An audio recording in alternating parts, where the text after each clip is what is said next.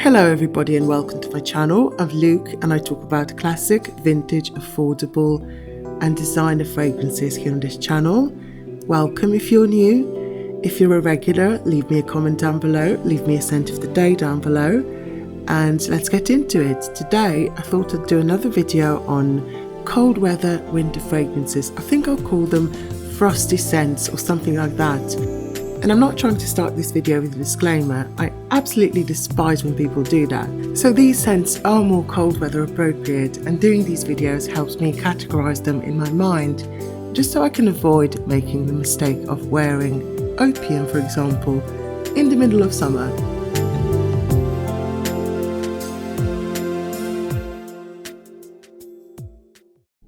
So let's start with my scent of the day, which happens to be Opium by Yves Saint Laurent. I love this classic from the 70s and I'll tell you all about it. This is a myrrh fragrance. It's thick, resinous, heavy, oriental, spicy. It's got a big personality and it's one of those big fragrances that not everyone can pull off. But in this weather, it's absolutely perfect. There's a certain magic to scents like Opium. And the magic for me is the fact that every time you wear it, you discover something different. Today, for example, the opening was leaning very soapy on me, which is very unusual for a scent like Opium. Opium is an oriental, it's a wall of scent. It's thick, the sillage is heavy. It's a scent that can fill an entire flat or even a house if you have the vintage version. This is a new version, by the way. The 2009, I still love it. I think it's solid. It doesn't really compare to the vintage. It's still Opium, but definitely not as good as the vintage. With Opium, the real magic happens when you come home from the cold or when you enter a warm place, a restaurant, a bar, a friend's house. You take off your coat and Opium starts wafting again, because this scent reactivates with the heat and it starts projecting again, and it's this warm, cozy embrace of a scent. Even though it's vintage, even though most people would call it démodé, old-fashioned, granny scent, well, I simply adore it. I think it's timeless, genderless, and it can be worn by anyone. It's just a great scent. That's all there is to it. Let's move on to Dior Dune from 1991. This is a woody oriental, but it's also fresh and aldehydic. And it's the sort of fragrance that mesmerizes, confuses people. It's a scent that most people find melancholic. It evokes an ocean breeze, sand dunes. It evokes the calm of the desert, but also otherworldliness. It's austere and bleak in the opening, but when it dries down, it becomes a very warm embrace. And I love this scent for the dead of winter. I love to wear this in the dead of winter. The sandalwood is in here. The woody notes are divine, and the amberiness is just out of this world. This scent is masterfully blended,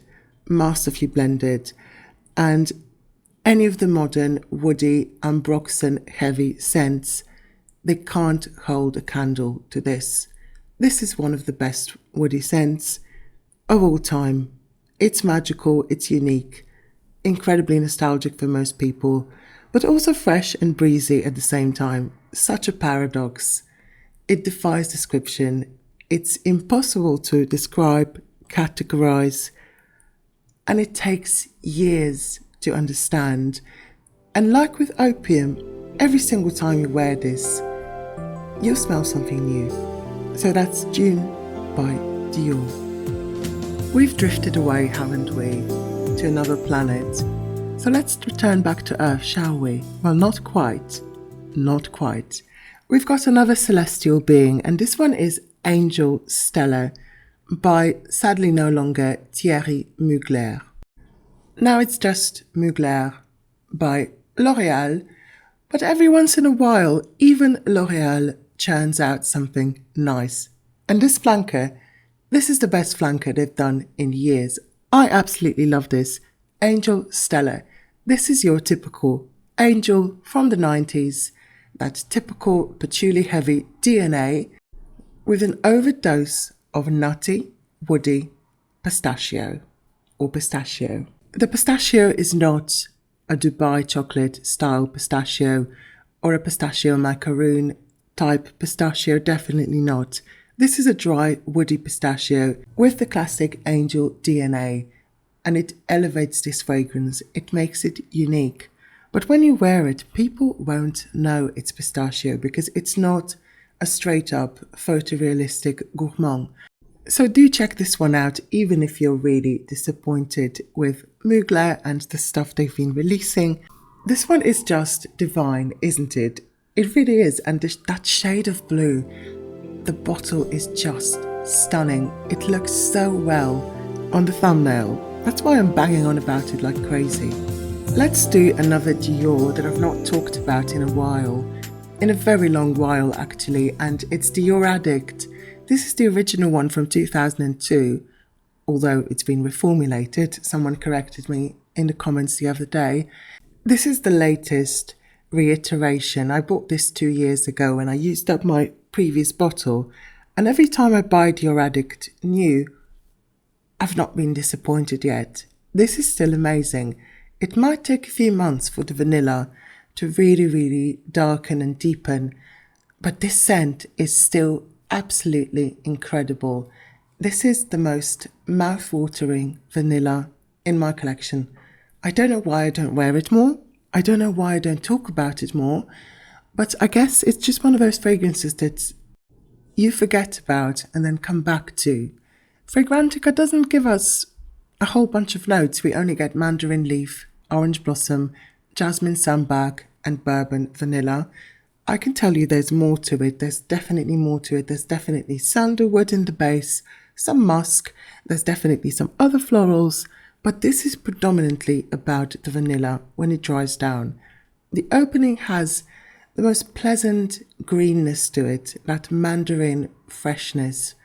It's stunning. The jasmine makes it slightly dusty, ever so slightly indolic, but this is definitely not an indolic animalic fragrance. No, it's all about the vanilla, and it's a dark, seductive vanilla. This is perfect in the cold. This is perfect for a night out, for an evening out, for a formal occasion.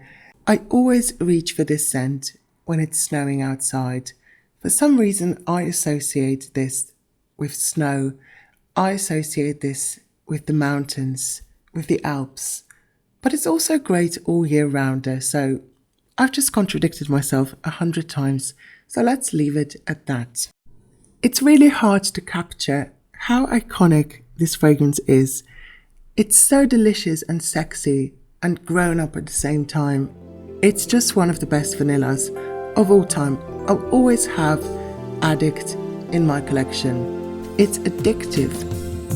Speaking of addictive, another gorgeous, gorgeous vanilla from the early 2000s, Ange by Givenchy. This is a sweet, spicy, aromatic vanilla. It's such an odd one. I've never smelled anything like it.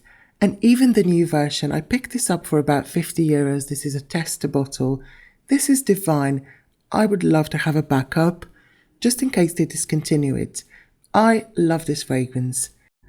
That thyme, Thyme, and saffron in the opening just make this ever so unique. And I can't get enough of it. I did wear it to work the other day and I got lots of comments. I only did about 5 sprays. This scent will get you noticed. It's super duper seductive, super duper sexy. Again, unisex in my opinion. There's lots of men's fragrances, new releases, that are sweeter and more sickly sweet than this. This is not overly sickly sweet. Yes, the vanilla is very powdery, very creamy. It's a luxurious and expensive vanilla smell. It doesn't smell cheap. And it's so incredibly long-lasting. It stays on clothes for days. Just the other day, I wore a jumper that I'd worn a few days before, and I didn't even have to spray perfume on because this was still on it. It was radiating from that jumper all day long. So this scent, it's a winner for me. Winner, winner, chicken dinner, or shall I say turkey dinner, Christmas approaching. I mentioned the other day that this scent in some countries was released as Ange ou étrange, and I said that would translate into English as angel or stranger. Obviously, it's not a direct translation, but it makes sense because it rhymes, just like Ange ou étrange rhymes. And someone wrote an essay in the comments lecturing me on translation. Really. Unbelievable. Let's do another Dior. Yes, another Dior. Apparently, Dior is really good at making cold weather vanilla fragrances. And this one is Dolce Vita. And I'll be quick because I have a full review of Dolce Vita on my channel. This is a fruity, woody, vanilla delight of a fragrance. It's like an abstract idea of a peach pie with cinnamon sprinkled on top. But I repeat, abstract. This is still a fragrance. It doesn't smell gourmand. It doesn't smell like a dessert. It still smells like a fragrance. It's got lots of woodiness. And this is believed to be one of the first woody fragrances for women. Obviously completely unisex by today's standards, but it has a reputation for being one of the first. And there's a whole conspiracy surrounding it. Some people say this formula was supposed to be launched as Féminité du Bois by Shiseido. You can find this information online, but I also talk about it in my full review on my channel. So Dolce Vita by Dior. Let's do another vanilla, but this is not a vanilla. This is a vanilla with a kick, a vanilla with a twist, and that twist is the bay leaf. I love adding bay leaf to my cooking. In this fragrance, the bay leaf adds an aromatic touch. It is strong, but not too strong. This is still predominantly a sweet, powdery, creamy, almost sugary vanilla. It's got a really nice almond/heliotrope powdery accords to it. So if you're looking for a powdery vanilla with a twist on a budget, look no further. This one smells so incredible. It does smell expensive. Not the most expensive, but it does smell luxurious, in my opinion. And the bottle is also gorgeous. Lalique bottles are some of the best. Lalique is a French glass maker, so they do fragrances, as a side business. They focus on the glass making. And speaking of Lalique, I've chosen another Lalique, and this one is called Perles de Lalique, so Pearls of Lalique. This comes in the famous cactus bottle. It was actually inspired by a sculpture Lalique did back in the 1930s. It's called the Cactus Bowl. You can look it up online. And this bottle, again, is a work of art. But the fragrance is something very similar to Midnight Poison by Dior. It's not an exact dupe, but it's definitely in the same category as Midnight Poison. It opens very peppery, very spicy. Then you get the rose. The rose is dry. It's a dried rose. It's like a potpourri scent. And then the dry down is all about the patchouli and the woodiness. This is a very strong woody scent. It does end up smelling like wood shavings at some point, so not for everyone. But I think this is the epitome of a frosty floral, a frosty fragrance. It smells cold, austere, otherworldly. I love this in the dead of winter. And I also love it year round because it delivers that vibe anytime you wear it, but it's especially gorgeous in the snow. Last but not least, I have to include Shalimar by Guerlain, not Guerlain, Guerlain. Shalimar de Guerlain. This is from the 1920s, 1925 to be exact. So it is 100 years old this year. It will be 101 in 2026. and this is the Eau de Toilette. I'm not the biggest fan of the Eau de Parfum, but I love the Eau de Toilette, and Shalimar really needs no introduction or description. This is a citrusy vanilla with smoke, with leather, with jasmine and iris. It's just divine, and I love wearing it in the winter.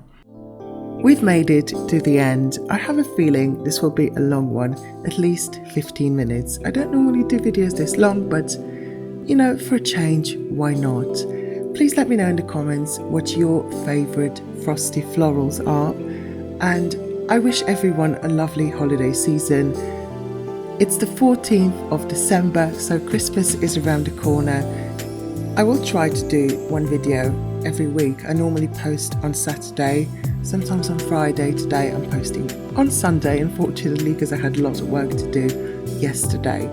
Anyway, have a lovely rest of the weekend, and I'll see you in one of my next videos. Bye.